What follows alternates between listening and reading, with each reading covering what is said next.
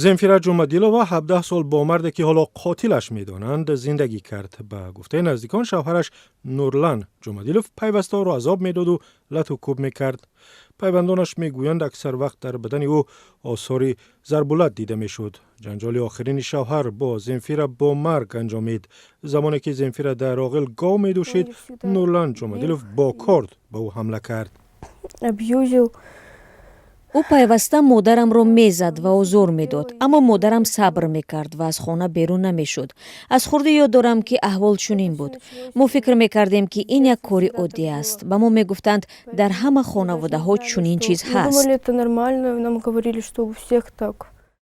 روز پیش از فاجعه زنفیره میخواست برای طلاق از شوهرش به دادگاه عریضه دهد. به گفته نزدیکان او، نورلان جمادیلوف سندها را گرفته مانع شد. فرزندان به پلیس زنگ زدند. پلیس به مرد هشدار داد ولی این کمک نکرد. پزشکان در بدن زنفیره 12 ضرب کارد حساب کردند. به نقل مفتشان شوهرش تا شکستن دسته کارد به بدن زن ضربه زده است. او هیچ کاری برای سبک کردن گناهش مثل دعوت یاری تعجیلی انجام نداده است. هیچ جای آثار خون نبود. ما هم در آمده دیدیم. معلوم بود که آثار خون پاک شده است. او پس از حادثه به نزد خویشاوندانش رفته است. برادر، مادر و پدرش را دعوت کرده است. آنها لباسها را عوض کردند و کوشش نمودند که دلیل ها را پنهان کنند. پنهان کردن دلیل مگر جنایت نیست؟ مادر او میگوید که در لباس ها خون نبود و او نفهمیده است که به زنفیره چی شده است. وقتی به نبضش دست میزند که او مرده است. او نفهمیده است که چرا. تنها وقتی کرته را بالا میکند زخمهای کرد را میبیند. در آغاز دادستانی نسبت به حادثه همچون کشتار با بیرحمی خاص پرونده باز کرد ولی دادگاه زینه اول آن را چون کشتاری عادی بررسی کرد. به گفته نزدیکان زن گویا دادرس گفته است که زن همگی 7 دقیقه عذاب کشیده جان داده است که این بیرحمی دانسته نمی شود. نورلان جمادیلوف به 11 سال زندان محکوم شد.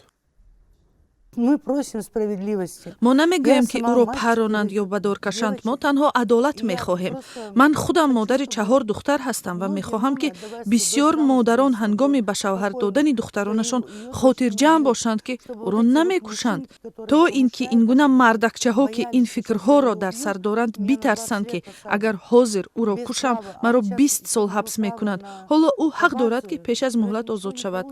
این چی عدالت است که دادرس میگوید او را خدا جزا میدهد؟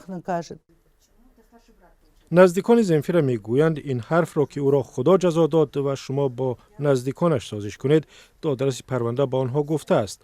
در دادگاه گفتند که دادرس چنین حرفی نگفته است و فقط عهده‌داری جانبها را بر اساس کودکس جنایی به آنها شرح داده است.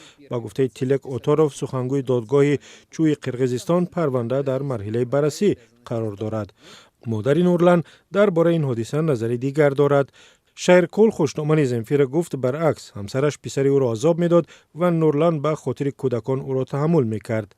این زن ادعا دارد که پسرش روز فاجعه گویا شاهد خیانت همسرش شده در حالت بسیار بدی روحی جنایت را صادر کرده است. او به سوالهای دیگر خبرنگاران نسته شوریم پاسخ نداد و تلفن را قطع کرد.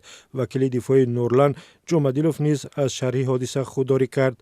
مرافعه نوبتی دادگاه زینه دوم روز 19 فوریه تعیین شده است. نزدیکان زنفیره از پرزیدنت قرقیزستان صادر جباروف و رئیس کمیته امنیت قمچیبک تاشیف خواستند که برای رسیدن به عدالت کمک کنند و نگذارند که نورلان جمادیلوف بی جزا ماند.